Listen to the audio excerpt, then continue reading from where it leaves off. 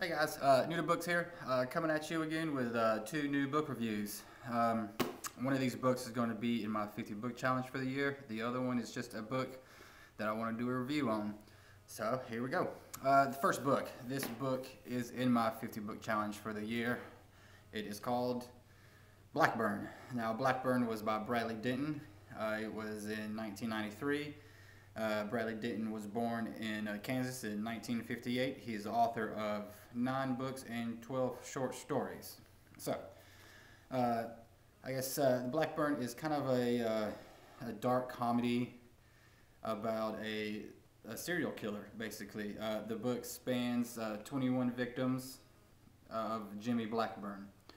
Now, Jimmy Blackburn was born and raised by an abusive father, a drunkard, that beat his mother and pretty much daily beat Blackburn with a fishing pole out in the garage. Basically for anything. He could have done anything and been beat for it. The dad just pretty much taking out all his insecurities on his son, and if anything happened with the dad, he took it out on his son. So I kind of grew up with a kind of a bad household, and there's a couple stories in here that I really liked, and a couple of them that are kind of, so-so. But the book overall was pretty good. Not what I expected. Not that I was expecting a gore fest, but you read a book about a serial killer, you tend to think a little bit how it's going to be before you read it.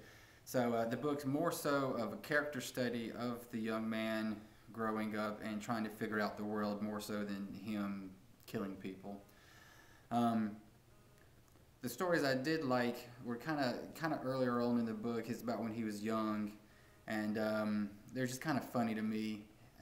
One being about a blind man coming to a school and walking on a stage and stopping before he gets to the end of the stage. So you're thinking, you're out in the auditorium as a young kid and you see this man walking to the stage and then stopping right on the edge. And he tells the students that he was able to stop because he was spoken to by the Lord, and the Lord will always protect him. And now Blackburn, trying to figure things out, is very interested in learning about the Lord, and goes on the stage after the assembly and finds out that the man was lying to him, and he had actually put tape on the front of the stage that he could feel with his feet. So Jimmy removes it, thinking that because he's a liar, he should be punished, I guess. I'm not really sure about that. But for the next assembly, the man just walks right off the stage, and Blackburn's there to witness it, and he has some pretty witty remarks for him as he's walking by. It's pretty funny.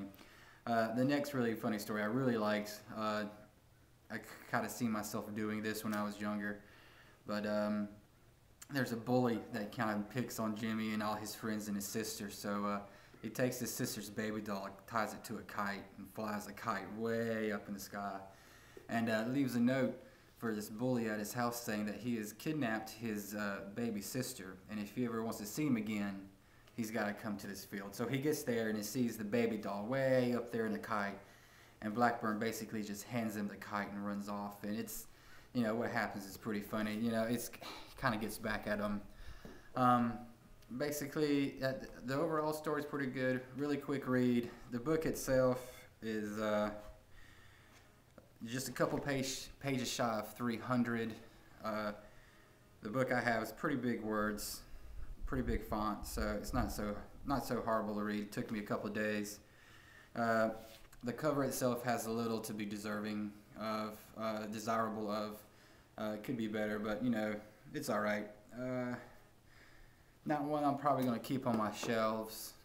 It wasn't that great of a book that I'm going to keep forever. I might keep it every now. I might keep it for a while, but I will probably end up trading it in for something else at my trade-in bookstore here in town. The second book.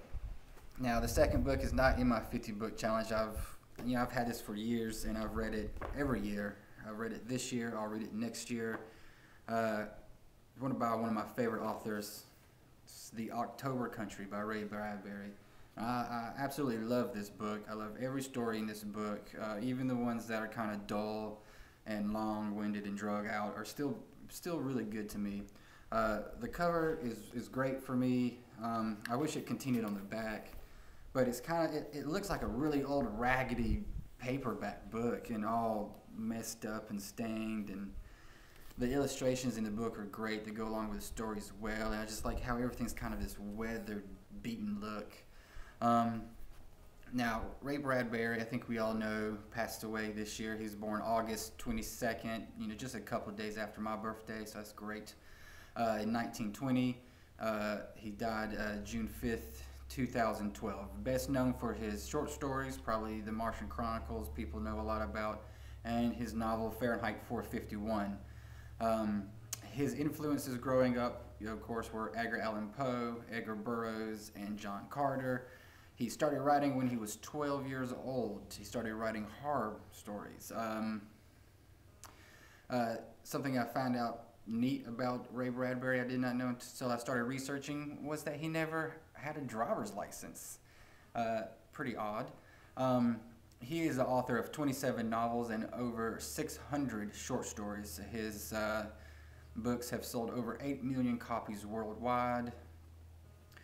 And this one right here, The October Country, is a grouping of 19 different stories all around the same time frame of being autumn, hence the name The October Country. And they are mostly along the macabre type style.